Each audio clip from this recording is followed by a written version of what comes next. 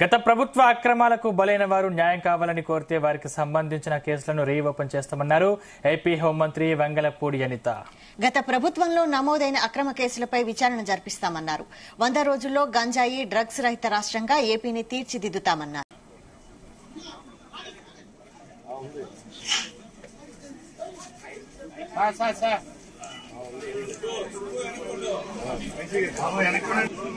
Social మీడియాలో పోస్టుల ద్వారా ఎవరి మనోభావాలు దెబ్బతీసేలా వ్యవహరించినా కఠిన చర్యలు తీసుకుంటామన్నారు.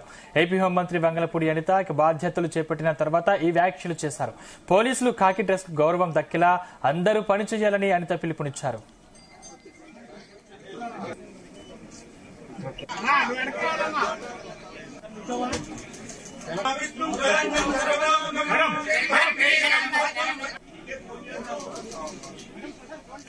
సచివాలయంలోని బ్లాక్ 2లో అధికారికంగా బాధ్యతలు స్వీకరించారు. తన ఛాంబర్లో ప్రత్యేక పూజలు నిర్వహించిన అనంతరం బాధ్యతలు చేపట్టారు. హోంమంత్రికి వేద పండితులు ఆశీర్వచనాలు అందజేశారు. బాధ్యతలు స్వీకరించిన అనితకు పార్టీ నేతలు ఉన్నతాధికారులు కలిసి అభినందనలు తెలిపారు.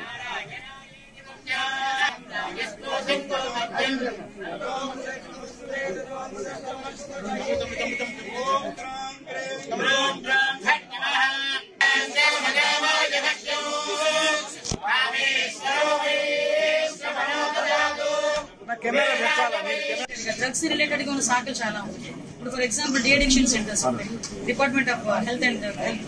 అదే విధంగా మనకి ఫారెస్ట్ డిపార్ట్మెంట్ తో మాట్లాడారు, ఎక్సైజ్ డిపార్ట్మెంట్ వాళ్ళతో మాట్లాడారు. ఇలాంటి అన్ని డిపార్ట్మెంట్స్ తోని కూడా ఒకసారి మాట్లాడి కూలంకషంగా ఉంది. ఒకటైతే క్లియర్, ఈ 100 days ప్లాన్ లో కంపల్సరీగా గంజాయి డ్రగ్స్ రవాణా అన్నది మాక్సిమం తగ్గిస్తాం. దాని మీద మేమందరం కూడా తెలుగుదేశం పార్టీ ఆఫీస్ మీద దాడి జరిగింది. ఈ రోజు ఆ దాడి జరిగిన ఇష్యూ గురించి ఎంతవరకు వచ్చింది ఏంటన్నది మేము కూడా తెలుసుకోవాలి. చాలా మంది చంద్రయాన్ ఫేక్ పోస్ట్ చంపారు.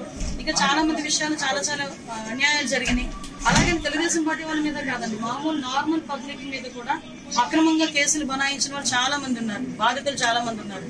అవే కాకుండా ఎవరైతే వాళ్ళ తాలూకు అవినీతికి బలైపోయారో, వాళ్ళ తాలూకు అక్రమాలకి బలైపోయారో వాళ్ళు కనుక వచ్చి మా కేసు రీఓపెన్ చేయండి, మా కేసు మళ్ళీ చెప్పండి అంటే కనుక డెఫినెట్ గా మేము ఆ కేసు రీఓపెన్ చేస్తాము.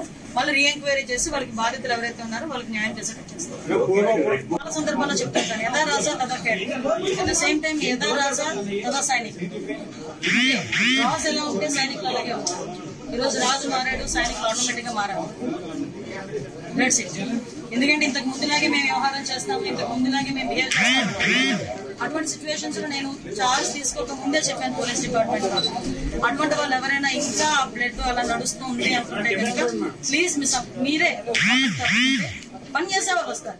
నేను ఈ రోజు ఏదో చంద్రబాబు నాయుడు గారికో, పవన్ కళ్యాణ్ గారికో, ఎన్డీఏ లీడర్స్ కో మాకు పనిచేయమని చెప్పండి. ప్రజలకు అనుగుణంగా పనిచేయండి, ప్రజా రక్షణ విషయంలో పనిచేయండి.